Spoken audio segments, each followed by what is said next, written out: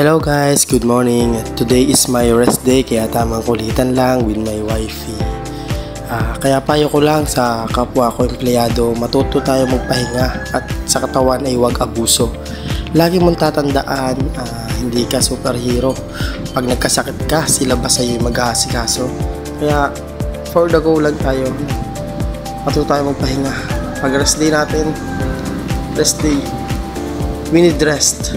Ang tawagin nga Nung isang araw pa guys, naghahanap ang aking asawa ng watermelon. Kaya yun, binili natin siya. Ito, watermelon. Ilang isa. Madami yan guys. Ayan.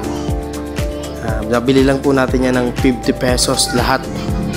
50 pesos lang po ang bili natin dyan.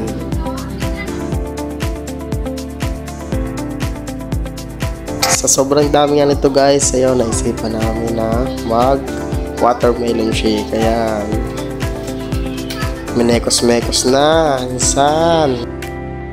Tamang-tama ito guys, mainit na panahon, kailangan natin magpalamig.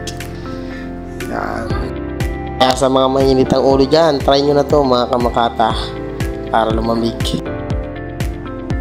At kung nainit ang ulo nyo dahil sa problema, mapapayo ko lang, wag mong problemahin ang problema, hayaan mong problema ang problema sa inyo.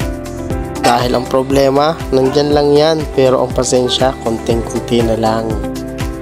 Always remember na kahit anumang nangyayari sa ating buhay, man ay maganda o masama, may purpose si Lord para sa atin.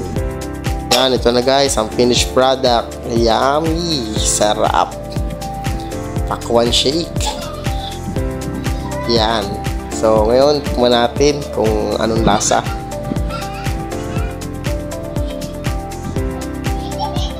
Wow, sarap, yummy.